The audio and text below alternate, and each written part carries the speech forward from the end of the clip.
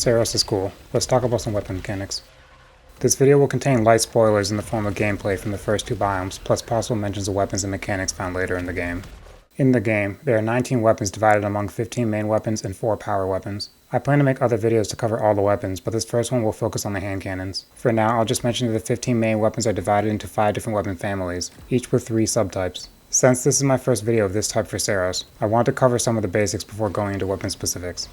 Like Returno, Saros has both proficiency level and weapon level. The proficiency level is attached to Arjun and determines the minimum level of a weapon that you can find. So if you're level 25, any new weapon you find will also be at a minimum of level 25, although it can be a little higher. Weapons you already found or currently equipped will never level up. The only way to find a higher level weapon is to find a new one. To raise Arjun's level, you will need to gather Lucenite, which is found all over the biomes as well as dropped by enemies. You can also convert health drops into Lucenite if you're currently at full health. Weapon levels have 3 different effects, which are the maximum stats of guns, the odds of having a boosted stat as indicated by the orange triangle to the stat's right, and how many traits the weapons can have. Starting with stats, there are 3 that are unique to each weapon type. For example, the Ricochet hand cannon has the stats reload speed, recoil compensation, and weak point damage. Every Ricochet hand cannon will have these same 3 stats, whereas a different weapon will have some other stats, although they can be very similar in the same weapon family.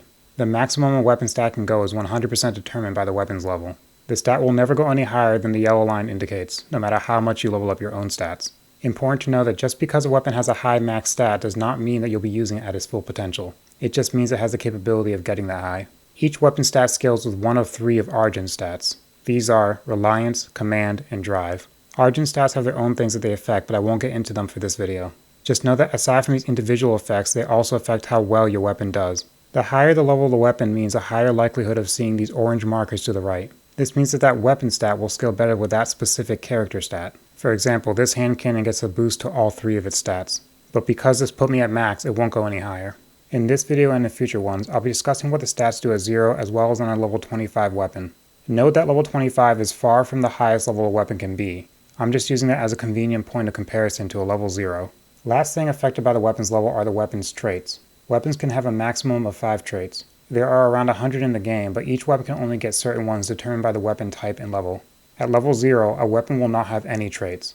At level 1, it will get 1 trait. Then at levels 10, 20, 30, and 40, the weapon will get its 2nd, 3rd, 4th, and 5th traits. Note that for power weapons, the first trait starts at level 5 rather than 1, and then it gets 1 more every 10 levels, meaning that it won't get its 5th trait until level 45. In case it's not obvious, power weapons are the arm attacks that you have to hold down the left trigger to fire. I'll go over all the traits the weapons acquire and in what order, but keep in mind that some traits are the only trait that a weapon can acquire at that level, while other traits will be randomly selected from a pool of 2 or 3. That means that 2 or 3 traits that appear at the same level will never overlap with each other. Just like in Returnal, you can think of the traits as being divided into tiers. If the first trait is tier 1, then the last trait you get is tier 5. If there is more than 1 trait to a tier, then you will only get 1 trait of that tier. Note that just like levels, any traits a weapon has are permanent. You cannot change or remove them, and you cannot get new ones on a weapon. If you want different traits or more traits, you'll have to find new weapons.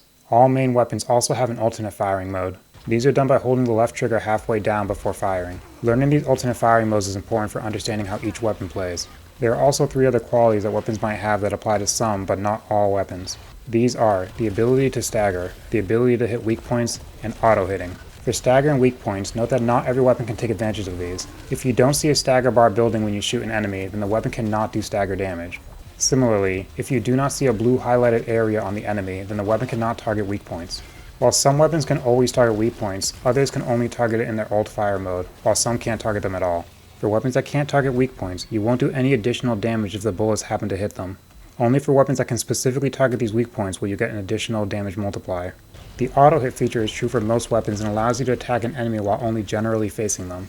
No need to aim directly at the enemy. Some weapons or firing modes lose the auto-hit feature, meaning you will need to be much more precise in your aiming. One final note, a weapon's level does not increase its damage. I am absolutely 100% sure about this, so if you find a higher level weapon but it happens to have worse scaling on the 3 stats, it might be worth skipping. Do not take a higher level weapon just because it's a higher level, you have to look at what it gives you. Anyway, let's get into hand cannons. Note that I try to be pretty thorough, but there were some things that were pretty difficult for me to test. If you think I got anything wrong or missed something, please feel free to let me know. Starting off with the first weapon you get. The Eruptor hand cannon's main firing mode shoots in bursts of 3, while its alternate firing mode lets you charge up the entire 15-shot clip and unleash it all at once. with considerable recoil. Because of the extreme recoil, the alternate firing mode is often best to use in closer range. Regardless of which firing mode you use it in, each shot does 6 damage per bullet. The Eruptor's main firing mode cannot target weak points, while the alternate firing mode can. Additionally, the alternate firing mode specifically locks onto the enemy weak points when firing, assuming that the enemy has one. This means that the alternate firing mode can potentially be much stronger than the basic firing mode in the right scenario. Keep in mind that this doesn't just mean that the basic firing mode doesn't target weak points, it's impossible for it to hit them. If you do hit a weak point, it'll still do its basic 6 damage per shot. Before getting into traits, let's talk about the main stats. The Eruptor gets reload speed scaling with resilience, recoil compensation scaling with drive, and weak point damage scaling with resilience. Again, the scaling factors are relevant to Argent's own stats, and they each have their own effects outside of weapons, but I'm only talking about what they do to the weapons. At 0 stats, the weapon takes about 1 second to reload. Keep in mind that whenever I talk about reload speed for any weapon, it assumes that you don't get the perfect reload timing. So any time I mention can be significantly shortened if you hit the timing window. Anyway, at level 25 with a maxed out stat for this level, your reload speed will go down to 2/3 of a second. Again, 25 is not the max level for weapons, it's just the most convenient testing cutoff to compare to a level 0 weapon. For recoil, 0 stats makes it basically impossible to keep the gun steady, while level 25 makes it much more manageable. This is especially noticeable when comparing the alternate firing mode. At higher levels, the guns can be much more reliable to use in alt firing mode at longer ranges. Weak point damage at level 0 allows the bullets to do 10% more damage when hitting a weak point. This might not seem like much, because it's not. But if you use a level 25 weapon, the weak point damage goes up to 3 times the original amount. This means that you'll want to use the alternate firing mode much more often. Again, because the basic firing mode does no extra damage to weak points. For traits, the first one the weapon gets is explosive rounds. This allows for the gun to do stagger damage, but it also allows it to do splash damage to enemies close to the target. The splash damage seems to be less than the base hit, but I'm not 100% sure on that. Also, the extra damage is only for those around the target. This won't do extra damage to the target itself. It will just take whatever damage it was supposed to take from the bullet. Like many other first weapon traits in the game, this is a defining trait for the weapon and can basically be considered part of the weapon's core abilities. Favored target is the only tier 2 trait that the weapon can get. Keep in mind that when I say tier 2, I mean the weapon needs to be level 10. Favored target allows consecutive hits against the same enemy to do increasingly more damage. This seems to kick in around after the 3rd hit and builds up quickly. However, the actual damage increase was difficult to calculate. What I can say is that a fully charged alternate fire unloaded all into the same enemy appears to do 160 damage. Keep in mind that normally 15 bullets at 6 damage each would only do 90. So this scenario has it doing around 1.8 times the normal damage, assuming you can keep hitting the same enemy. You don't have to use the alternate fire to trigger this, you can do it with the basic firing as well. It's just much easier with the alternate fire considering it unloads all the bullets in very rapid succession. Tier 3 traits can be one of two. First is Headhunter. This is just like Favorite Target, except it does more damage the more you hit a weak point, rather than just the enemy. This one I really had trouble testing. A full clip of 15 unloaded at a weak point did around 2.3 times the damage, but all the enemies I was testing it against died before the entire clip could be emptied, so it likely does something closer to 3 times the damage at least. Keep in mind that this trait is always paired with a Favorite Target, so some of that extra damage increase is coming from there, but it's still a significant increase. Also keep in mind that only the alternate firing mode can trigger this, since only the alternate firing mode can hit weak points. The other tier 3 trait is Bottom Heavy. This makes your bullets do more damage as long as your clip is at least half empty. From my testing, this only came out to about 10% more damage. This is honestly pretty underwhelming. Not only is it only 10%, but it's also only effective against half the bullets in the chamber. This trait might be more useful than the alternative if you're fighting enemies with no weak points, but otherwise, Headhunter has much more potential. Tier 4 traits also have two possibilities. First is Weak Point Feeder. This allows you to generate power if you kill an enemy by hitting his weak point. When I say power, I mean the energy bar used in shields and to use your power weapons. Power does not mean damage in this game. Anyway, like with Headhunter, you can only trigger this with the alternate firing mode. Second tier 4 trait is Deathload. This makes it so that killing a hostile by shooting the weak point fully reloads the weapon. Note that this reloads whatever bullets are missing at the point of the enemy's death, meaning that if your alternate firing mode was still shooting, which is likely, it will still be missing some bullets once it's done firing. Once again, it's a weak point skill, so it can only be triggered with the alternate fire. The only tier 5 trait available for this weapon is Assassin. This trait does extra damage to weak points at close range. I'm not going to lie, I have no idea how much extra damage. I assume it's significant only because this is a tier 5 trait, and other tier 5 traits in the game tend to be fairly powerful. Unfortunately, the later a weapon gets this trait, the harder it is for me to test properly. Anyway, like a lot of the other traits, it's only usable by the alternate firing. Skipping the Ricochet hand cannon for now, I want to talk about the Marksman hand cannon. At first glance, the Marksman hand cannon might seem a worse and harder to use version of the Eruptor hand cannon, but there are several advantages to it that make it shine in its own right, and make it more of a long-range weapon. The base firing mode is very similar to the Eruptor. It will shoot in bursts of 3 out of its 15-shot clip. The most notable difference is that the marksman doesn't have auto hit by default. This means that you will have to manually aim your shots. With the extreme recoil of the gun and it hitting in bursts of 3, it makes it much harder to hit reliably. There are several things to make up for this, however.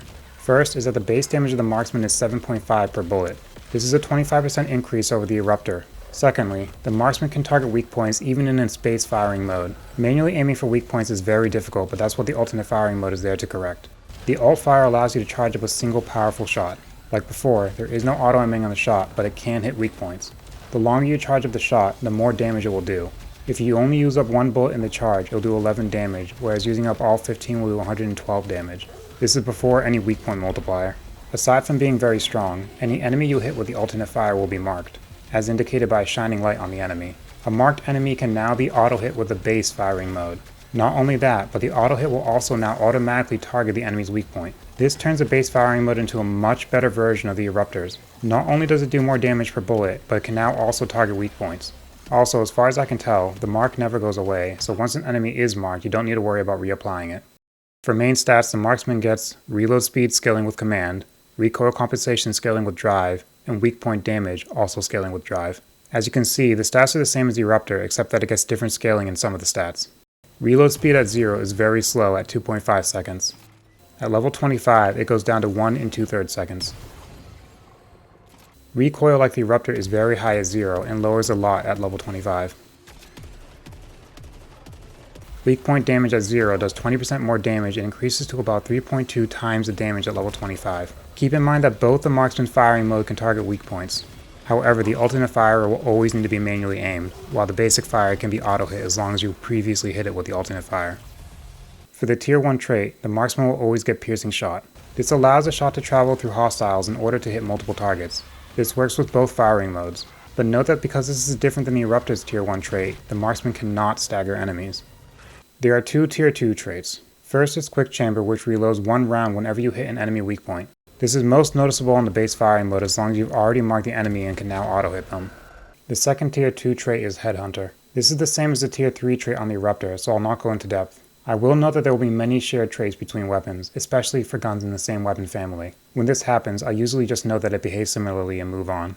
There are also 2 tier 3 traits. First is Favored Targeting. Again, this is the same as the tier 2 trait for the Eruptor. Seems the marksman just gets them in the reverse order. I will say that I find Favored Targeting and Headhunter to be more impactful on the Eruptor, as that one has the ability to empty the entire clip all at once. Since the alternate firing mode of the marksman only shoots 1 bullet at a time, it wouldn't benefit from these traits. The marksman will only really get a benefit if using the base firing mode. The second tier 3 trait is Bottom Heavy. Again, this is like the Eruptor, and again, it seems to be about 10% more damage, which isn't very good. Tier 4 traits can be either Weak Point Feeder or Deathload, which are exactly the same as the Eruptor. The tier 5 trait is Contagious Mark. This allows the mark of a killed enemy to spread to all nearby enemies. Keep in mind that the target needs to be killed after it is marked. If you kill it with the first charge alt fire, then the mark will not spread. Also keep in mind that the mark will not spread to shielded targets. Regardless, it can still be a very useful trait that allows you to stay in auto firing mode for basically the entire fight. Last hand cannon to talk about is the Ricochet. This one behaves noticeably different from the other two. Its base fires a single shot which auto-targets enemies, but it cannot target weak points. It does 8 damage per shot, but unlike the other two variants, it does not shoot in bursts of 3, and the clip size is now only 6 bullets. The alternate fire shoots the same bullet as the base fire, except that it can now be fired as quickly as you can pull the trigger. Also, the auto hit on the alternate fire switches to target the enemy weak point rather than just the enemy itself. This should honestly be the majority of how you use the weapon, unless you need the added mobility of not aiming down sights during the alternate fire. The first trait of the gun is really part of what makes it shine, but first, let's talk about the stats. The 3 stats are once again the same but with slightly different scaling. Reload speed scaling with command, recoil compensation scaling with drive, and weak point damage scaling with resilience. At level 0, the Ricochet hand cannon takes about 1 second to reload, and 2/3 of a second at level 25, same as the Eruptor. The recoil compensation from level 0 to 25 is noticeable, but honestly the weapon only fires 1 bullet at a time and it auto-targets, so it's not really as important. Weak point damage at level 0 is 10% higher and goes to 3 times at level 25. I feel like stressing this over and over again, but 25 is not the max level. The weak point multiplier and all the other stats can go higher if you find a higher level weapon and your stats are high enough to boost it. The only tier 1 trait is bouncing rounds. This is presumably the reason why it's called the Ricochet. As the name implies, it allows shots to bounce off surfaces. When it bounces, it will attempt to hit an enemy. Note that this allows you to use Ricochet behind cover and at odd angles in order to take out enemies. Since the bounce attempts to hit enemies on its own, you don't have to carefully angle the shots. The Tier 2 trait is Piercing Shot. While it's the same as the Tier 1 trait for Marksman, it's much more important on the Ricochet and I would say is part of the gun's identity. Since the bullets auto-seek enemies with each bounce, a single bullet is much more likely to hit multiple opponents. There is damage degradation for each enemy it hits of about 25% per enemy. Still, it's a very strong trait which allows you to deal with multiple enemies all at once. Also, as far as I can tell, the bounce can hit enemy weak points, but I'm not 100% sure about that. Tier 3 traits can either be Quick Chamber or Power Generator. Quick Chamber is the same as it was on Marksman. Keep in mind that this can only be triggered with the alternate fire, as the base fire cannot hit weak points.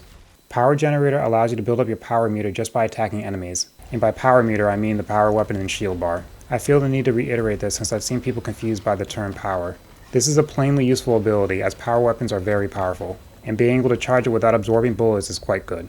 Traits for Tier 4 can be Bottom Heavy or Smooth Action. Bottom Heavy is the same as the other two guns, although I wasn't able to test this one's damage. I'm assuming it's the same 10% buff though. Smooth Action makes it so that a perfect reload will boost the weak point damage of the next shot. I tried to test this, and while I can't get solid damage numbers, I can say that the extra damage isn't all that significant, especially since it apparently only works for one bullet per clip.